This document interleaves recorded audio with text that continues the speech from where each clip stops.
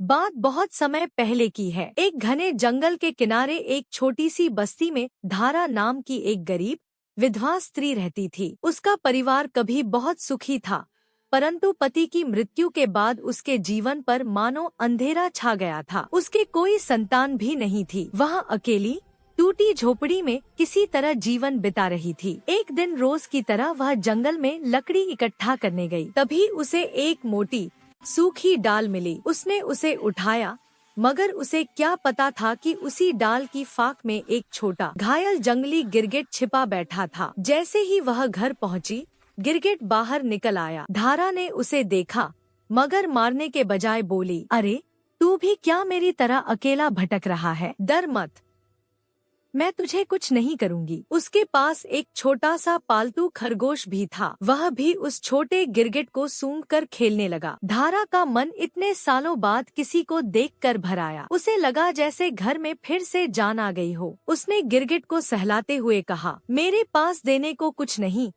पर प्यार की भूख तो सबको होती है। मेरे बच्चे। वह उसे रोज दूध पिलाती, घाव पर औषधि लगाती और अपने बेटे जैसा पालने लगी। कुछ वर्षों में वह गिरगिट बड़ा हुआ और एक रात अचानक उसके सामने चमकती रोशनी फैल गई। धारा की आंखें फटी रह गईं। गिरगिट धीरे धीरे रूप बदलने लगा और पल भर में एक युवा तेजस्वी पुरुष दिव्य आभा से घिरा खड़ा था। उसने हाथ जोड़कर कहा, माँ, मैं कोई साधारण जीव नहीं, मैं अनिर नाम का वनदेव हूँ। श्रापवश गिरगिट रूप में था। आपने मुझे जीवन दिया, इसलिए अब मैं आपका पुत्र हूँ। धारा की आंखें नम हो गईं। कुछ दिन बाद अनिर बोला, माँ, मैं गंधर्वराज की पुत्री आभ्या से विवाह करना चाहता हूँ। आप मेरे लिए प्रस्ताव लेकर जाएं। धारा घबरा गई। बेटा, मैं एक साधारण स्त्री राजाओं से बात कैसे करूँगी? वे मेरी हंसी उड़ाएंगे। अनिर ने हाथ पकड़कर कहा, मान, एक बार प्रयास करिए। मेरा मन जानना चाहता है कि राजन अपनी पुत्री देंगे या नहीं। धारा भारी मन से राजमहल की ओर निकल पड़ी। जैसे ही वह महल पहुंची, पहरेदारों ने रोकते हुए कहा, अंदर जाने की अनुमति नहीं। धारा ने हाथ जोड़कर कहा, बेटा, राजन से बहुत जरूरी बात है, कृपा करो। बहुत मिन्नतों के बाद वे मान गए। राजा के सामने पहुंचकर धारा बोली, मैं अपने पुत्र अनिर के लिए राजकुमारी का हाथ मांगने आई हूँ। वह एक वनदेव है, पर अभी श्रापित रूप में गिरगिट था। राजा क्रोधित हो उठा, क्या मजाक है यह? सैनिक, इसे बाहर फेंक दो। धारा की चीख गूंजी। उसे घसीटकर बाहर फेंका गया और उसका कंधा टूट गया। किसी तरह वह घर पहुंची। अनिर ने माँ की हालत देखी, आंखें लाल हो गईं। माँ, दर्द मत सहिए। उसने अपनी कलाई से निकली एक दिव्य मणि उठाई और बोला, हे वन शक्ति, मेरी माँ की सारी पीड़ा हर लो। क्षण भर में धारा का टूटा कंधा ठीक हो गया। अनिर ने फिर कहा, माँ, एक बार और प्रयास करिए। धारा का मन कांप उठा। बेटा, मैं दोबारा जलील नहीं हो सकती। लेकिन अनिर ने आग्रह किया। वह फिर गई और फिर सैनिकों ने धक्का देकर निकाल दिया। तीसरी बार वह बोली, यह आखिरी बार है बेटा, अब आगे नहीं जाऊंगी। राजा इस बार मुस्कुराते हुए बोला, अगर तेरा पुत्र सच में दिव्य है, तो 2 दिन में तेरी झोपड़ी की जगह एक स्वर्ण विशाल महल तैयार होना चाहिए और उसके सामने 800 भैंसे,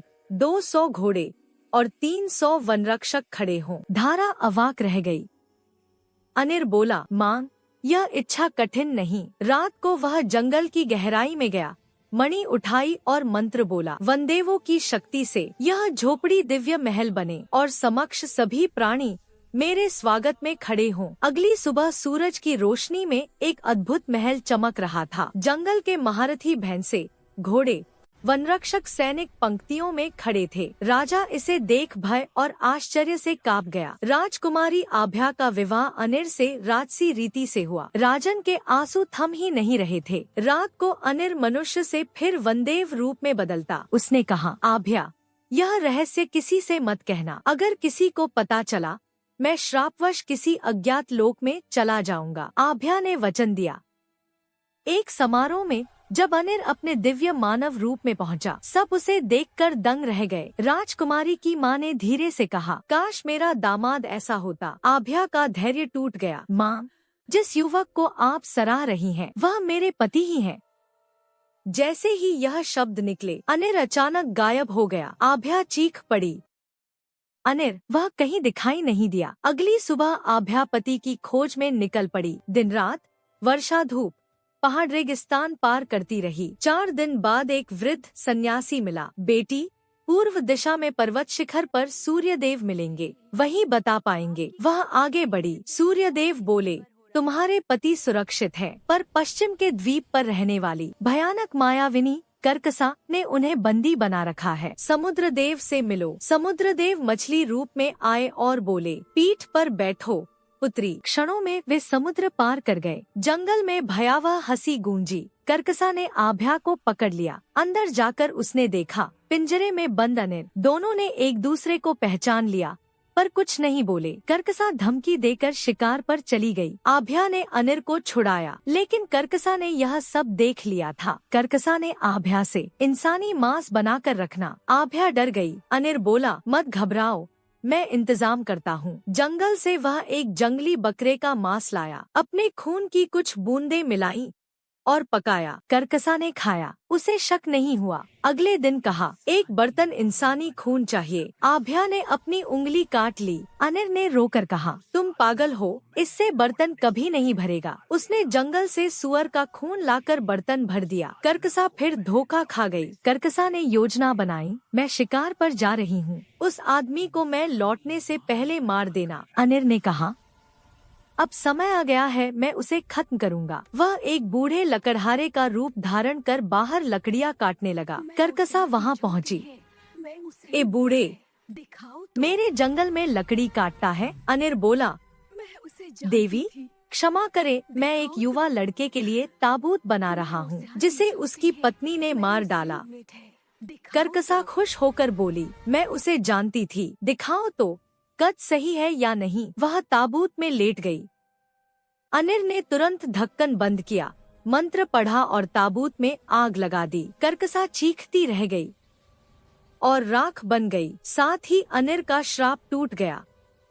उसका दिव्य रूप लौट आया। वह आभ्या का हाथ पकड़कर बोला, तुम्हारा प्रेम ही मेरी मुक्ति बना। दोनों एक दूसरे से लिपटकर रोने लगे। वे समुद्रदेव की सहायता से वापस अपने महल पहुँचे। राजन और रानी ने उन्हें गले लगाकर कहा, बेटी, आज हमने सच्चे प्रेम का अर्थ समझा। और इस तरह उनकी नई शुरुआत फिर से हुई।